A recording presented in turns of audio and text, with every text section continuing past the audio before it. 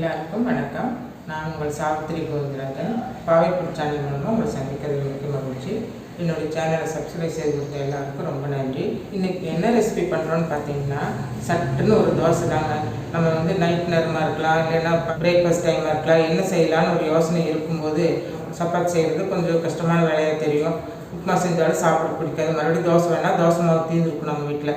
அந்த மாதிரி டைமில் நம்ம என்ன பண்ணுறோன்னு பார்த்தீங்கன்னா, சட்டுன்னு நம்ம வீட்டில் வெள்ளை ரவை இருந்துச்சுன்னா வெள்ளை ரவையும் தேங்காயும் சேர்த்து ஒரு அருமையான ஒரு 10 நிமிஷத்தில் ஒரு தோசை ரெடி பண்ணிடலாம்.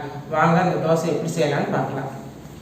வாங்க இப்போ இந்த தோசைக்கு நம்ம என்னென்ன இன்க்ரீடியன்ட் சேர்த்துறோம் அப்படிங்கிறத பார்க்கலாம். இப்போ இதுக்கு பார்த்திங்கன்னா மெஷரிங் கப்பில் 1/2 கப்புக்கு வெள்ளை ரவை எடுத்து வச்சுருக்கிறேன். உப்புமா ரவை அது எடுத்து வச்சுருக்கேன். அதே அளவுக்கு பார்த்திங்கன்னா 1 கப்புக்கு தேங்காய் துருவல் எடுத்து வச்சுருக்கிறேன். இது கூட பார்த்திங்கன்னா 1 ஸ்பூன் சீரகம் எடுத்து வச்சுருக்கேன். இது கூட கொஞ்சம் உப்பு சேர்த்து இதெல்லாம் நம்ம மிக்ஸ் பண்ணி மிக்சியில் அரைச்சிட்டு வந்துடலாம்.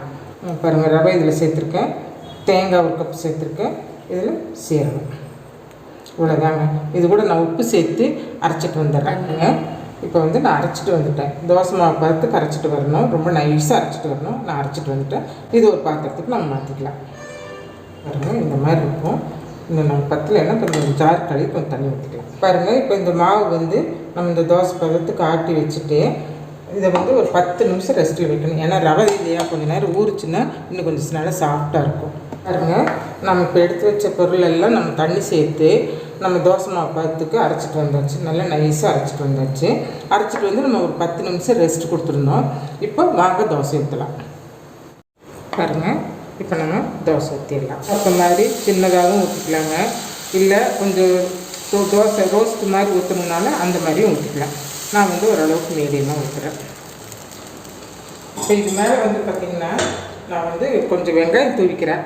நீங்கள் உங்கள் வீட்டில் கேரட் இருந்துச்சுன்னா கேரட் கூட நீங்கள் இந்த மாதிரி மேலே தூவி தோசை ஊற்றிக்கலாம். சுற்றி நம்ம எண்ணெய் ஊற்றிக்கலாம். இப்போ திருப்பி போட்டுக்கலாங்க. பாருங்கள், இந்த மாதிரி ப்ரௌன் கலராக வரும்போது நம்ம எடுத்துடலாம். நம்ம இன்னொரு தோசை ஊற்றிடலாம்.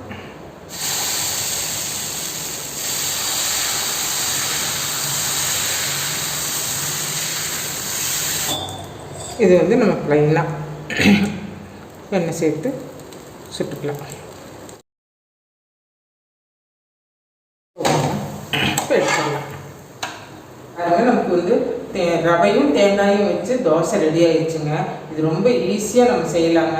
நம்ம யோசிக்கவே வேண்டாம், என்ன டிஃபன் பண்ணணும் அப்படிங்கிற யோசனையே வேண்டாம் உங்களுக்கு. இப்போ இதில் பார்த்திங்கன்னா நான் ரவை சேர்த்து தேங்காய் சேர்த்துருக்குறேன். உங்களுக்கு ரவை பிடிக்காதவங்க அரிசி மாவு கூட சேர்த்துக்கலாம். ரவைக்கு பதிலாக நீங்கள் அரிசி மாவு, தேங்காய், சீரகம் இது எல்லாம் ஒன்று சேர்த்து நீங்கள் அரைச்சி ஒரு 10 நிமிஷம் ரெஸ்ட்டில் வச்சுட்டு தோசை ஊற்றுனீங்கன்னா ரொம்ப ரொம்ப சூப்பராக வருங்க.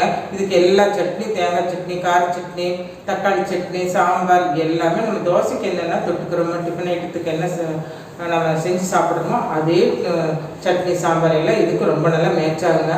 இந்த ரெசிபி நீங்கள் செஞ்சு பாருங்கள் வீட்டில். இது உங்களுக்கு பிடிச்சிருந்துன்னா இந்த வீடியோக்கு ஒரு லைக் பண்ணுங்கள், ஷேர் பண்ணுங்கள், கமெண்ட் பண்ணுங்கள், சப்ஸ்கிரைப் பண்ண மறந்துடாதீங்க. மீண்டும் ஒரு புதிய வீடியோவில் சந்திப்போம். நன்றி, வணக்கம்.